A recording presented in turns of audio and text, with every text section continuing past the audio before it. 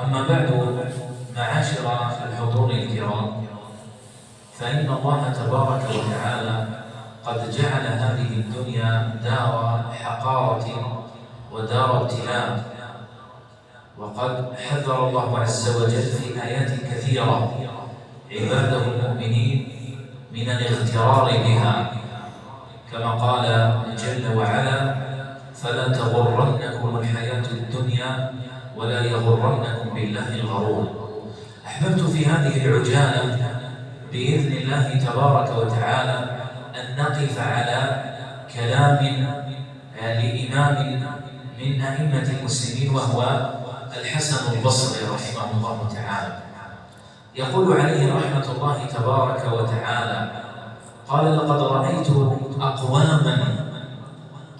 رأيت أقواما كانت الدنيا على أحدهم أهون من التراب تحت قدميه. يقول: أدركت أقواما، هو تابع، يقصد ماذا؟ يقصد السلف من الصحابة ومن عاشرهم من التابعين من أتباع الصحابة. قال: لقد رأيت أقواما وإن الدنيا، قال كانت الدنيا أهون على أحدهم، أي أحقر وأذل. كان السلف رحمهم الله تبارك وتعالى لا يعيرون لهذه الدنيا اهتماما زائدا مبالغا فيه أو متكلفا فيه. قال: كانت الدنيا أهون على أحدهم من التراب تحت قدميه. قال: ولقد رأيت أقواما يمسي أحدهم وما عنده إلا قوت يتعشى به، فيقول: والله لا آكله كله، بل آكل بعضه وأتصدق ببعضه. قال: فيتصدق ببعضه الآخر، وإنه لأحوج الناس إلى هذا الطعام الذي تصدق به عليه.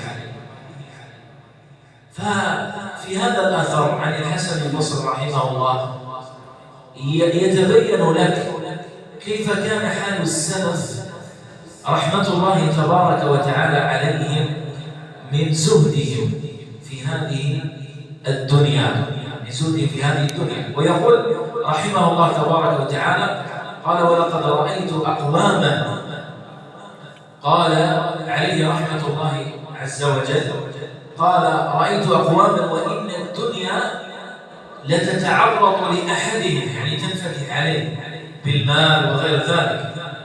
قال: وإنه لمجهود، يعني محتاج إلى هذا المال. قال: فيعرض عن الدنيا. قال: مخافة الساعة، مخافة أن يسأله الله تبارك وتعالى عن زينة الدنيا ومتاعها الفاني. والقاعدة أنه كلما كثر متاع الإنسان في الدنيا كثر حسابه، وكلما خف متاعه في هذه الدنيا كلما خف عليه الحساب.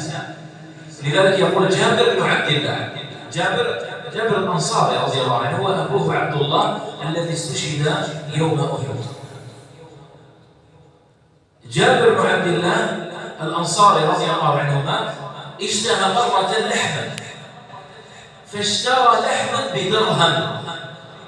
قال: فرآني عمر بن الخطاب رضي الله عنه، فقال: أو كلما اشتهى أحدكم شيئا اشتراه؟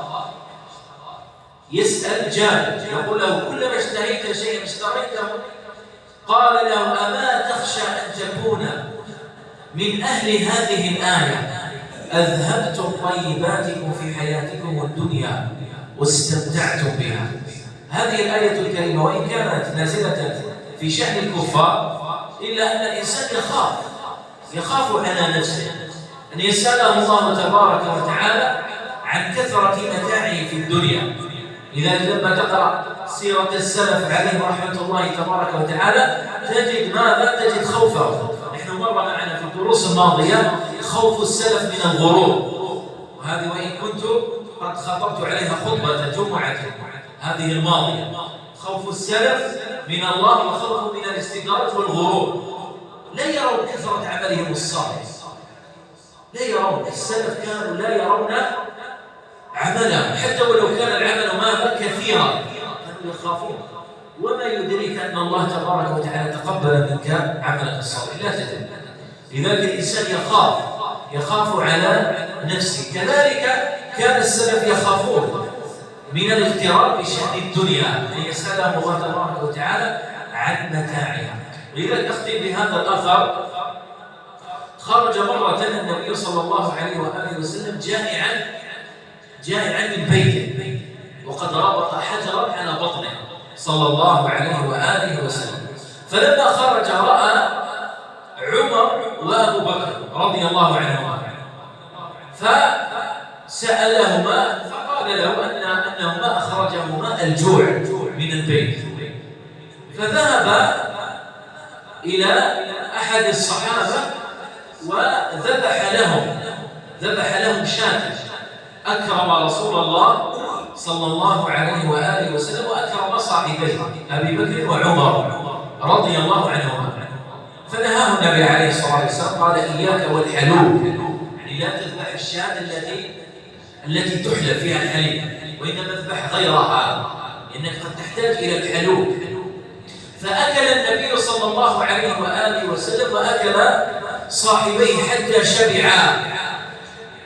فقال النبي صلى الله عليه وآله وسلم: والله لإنه من النعيم، والله إنه لمن النعيم الذي ستسألون عنه يوم القيامة. وربنا عز وجل يقول: ثم لتسألن يومئذ عن النعيم. فلذلك الإنسان عليه أن يعرف، حتى نختم بهذه النقطة، يعرف مدخله ومخرجه، من أين يأكل ويرى متاعه، يرى ماله وغير ذلك. ينتبه الإنسان لهذه النقطة. وإن كنت هذه النقطة تكلمنا عنها مرارا، لكن لأهميتها تعد في هذا الإنسان ينتبه. والعبد يسأل كما جاء في الحديث، يسأل عن ماله من أين اكتسبته وفيما أنفقته، من أين أتيت بالمال وفيما أنفقته. فنسأل الله تبارك وتعالى بأسمائه الحسنى وصفاته العلى أن لا يجعل الدنيا أكبر همنا ولا مبلغ علمنا ولا إلى النار مصيرنا، وأن يجعل الجنة دارنا وقرارنا، إنه ولي ذلك والقادر عليه. وسبحانك اللهم وبحمدك، أشهد أن لا إله إلا أنت، أستغفرك وأتوب إليك. والسلام عليكم ورحمة